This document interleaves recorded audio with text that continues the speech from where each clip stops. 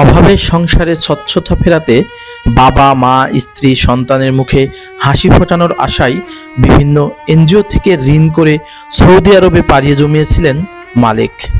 কিন্তু প্রবাস জীবনে কঠোর বাস্তবতায় সেই স্বপ্ন আর বাস্তব রূপ নিল না। সৌদি আরবে সড়ক দুর্ঘটনায় নিহত হয়ে অবশেষে লাশ হয়ে দেশে ফিরলেন তিনি।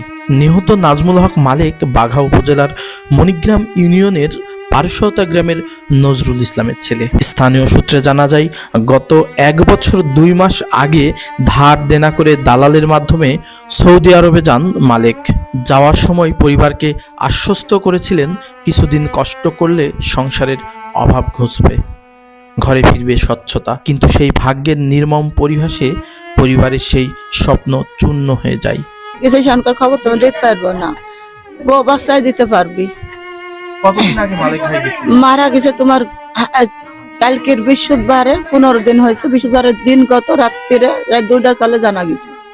দেন ফোন করলো বেটার সাথে যে ছেলে ছিল, সেই ছেলে বললা পর বলে অজ্ঞান হয়ে গেছিল, দিয়ে আর হচ্ছে বলতে পারছিল না। আমার স্বামী মারা গেছে 18 তারিখে। মারা যাওয়ার পরে রাত 2:30টার সময় আমার কাছে খবর আছে তার বন্ধু রবিন, এক রবিনটা আমার কাছে ফোন দিয়ে বলছে, আপনি কি নাজমুল ভাইয়ের স্ত্রী? আমি বলছি হ্যাঁ। নাজমুল ভাই দুনিয়াতে নাই। কাগজপাতি ওর কোম্পানি থেকে পাঠাইছিল। পাঠানোর পরে তারপরে আমাদের হচ্ছে যে সই সাক্ষ্য করার জন্য আমরা রেডি ছিলাম।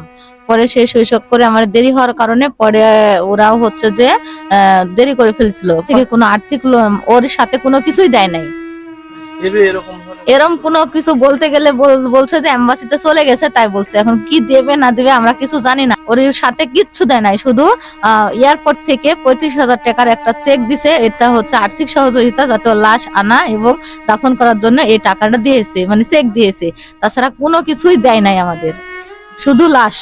ওর যাবতীয় জিনিসপাতি সব ওখানেই আছে, কিচ্ছু দেয় নাই কোম্পানি থেকে, শুধু লাশ দিয়েছে। পরিবার সূত্রে জানা যায়, গত বছরের 18ই ডিসেম্বর সৌদি আরবে কর্মস্থলে যাওয়ার পথে এক ভয়াবহ সড়ক দুর্ঘটনায় ঘটনাস্থলেই মারা যান মালেক। সেই দিন রাতেই পরিবারের কাছে ফোন আসে মালেকের মৃত্যুর খবর। মৃত্যুর পর প্রয়োজনীয় কাগজপত্র ও আইনি জটিলতার কারণে 13 দিন তার মরদেহ সৌদি আরবের একটি হাসপাতালের মর্গে সংরক্ষিত ছিল। দীর্ঘ অপেক্ষা ও উৎকণ্ঠার পর অবশেষে দূতাবাস ও সংশ্লিষ্ট কর্তৃপক্ষের সহযোগিতায় 15 দিন পর 1 জানুয়ারি মালেকের মরদেহ দেশে পাঠানো হয়। রাত 9:30টায় মরদেহ গ্রামের বাড়িতে পৌঁছলে এক হৃদয় বিচারক পরিবেশ সৃষ্টি হয়। শোকের মাতমে ভারী হয়ে ওঠে পুরো এলাকা। মা, বাবা, স্ত্রী, মেয়ে ও স্বজনদের আহাজারিতে বাতাস ভারী হয়ে ওঠে। নিহতের স্ত্রী সীমা খাতুন কান্না জড়িত কণ্ঠে বলেন, সে বলেছিল বিদেশে গিয়ে আমাদের ভালো রাখবে, এখন আমি কি নিয়ে বাঁচব। মালেকের মা ছেলের লাশের পাশে বসে বারবার মূর্ছা যাচ্ছিলেন। ওর নামে তোলা হয়নি, তোলা হয়েছিল আমার বাবার নামে। কারণ আমার বাবার জমি ছিল, সেখান থেকে আপনার কৃষি লোন বলতে গেলে একটা এনজিও ব্র্যাক থেকে বাবা তুলে দিল।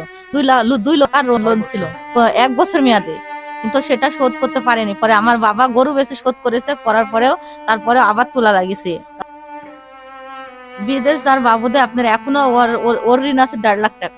স্থানীয়রা জানান, মালিক ছিলেন পরিবারের একমাত্র উপার্জনক্ষম ব্যক্তি।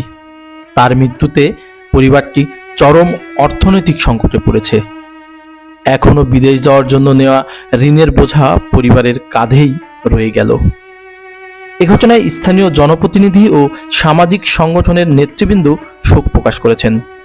তারা প্রবাসী শ্রমিকদের নিরাপত্তা নিশ্চিত করার পাশাপাশি নিহত মালেকের পরিবারের জন্য সরকারি সহায়তা ও ক্ষতিপূরণের দাবি জানিয়েছেন। সুব্রত কুমার, বাঘা নিউজ 24, বাঘা, রাজশাহী।